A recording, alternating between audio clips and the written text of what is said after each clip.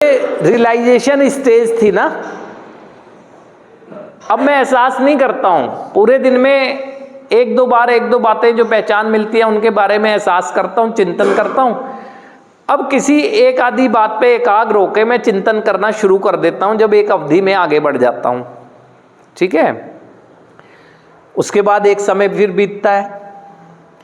अब यहां का जो पैटर्न है, यानी जो फेलोशिप में या यहीं कहीं अगर कहें, टाइम से उठता हूं, शारीरिक स्वस्थता की दृष्टि से जो मेरे के लिए ज़रूरी है वो करता हूं, मेरे को जो पहचान मिलती है जिस सेशन में उसको एक्सेप्ट करता हूं, कुछ उसके बल पर मैं थोड़ा आने वाली ज़िंदगी के बारे में सोचता हूं। ऐसा एक पैटर्न सा आ जाता है यहाँ पर ना, लगभग 1.5-2 महीने के अंदर आ जाता है।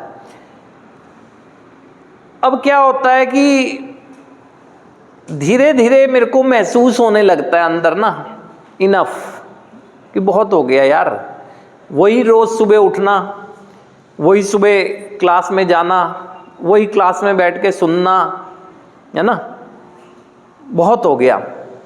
और वहाँ पर आप ना नेगेटिव एकदम रिवर्स करते हैं ना, एकदम बहुत हो गया के बाद रुक जाते हैं। आप ये नहीं समझ पाते हैं कि यहीं से आपका बेनिफिट शुरू होगा, क्योंकि आप ऑब्सेसिव हैं, मल्टीटास्किंग माइंड है आपका। आपके ये समझने में चूक कर जाते हैं कि इतना तो काफ़ी है था मेरे जीवन में ये समझने के लिए कि मुझे कैसे जीना है, लेकिन अभी इससे कुछ और डिमांड करता है मेरा ये अंदरूनी ना, जो मेरे अंदर है, मेरा मस्तिष्क जिससे और ज़्यादा अधिक डिमांड कर रहा है। तो आप उससे वो नहीं कर पाते ना।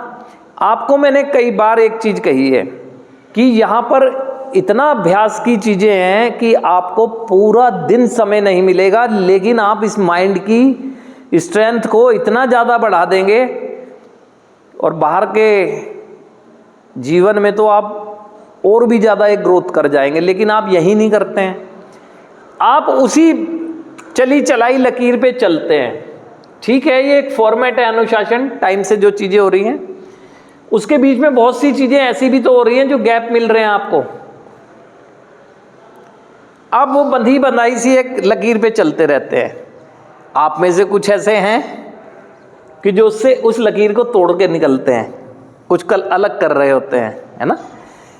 सफल लोग कुछ ऐसे नहीं होते कि कुछ हमसे अलग होते हैं, वो किसी काम को अलग तरीके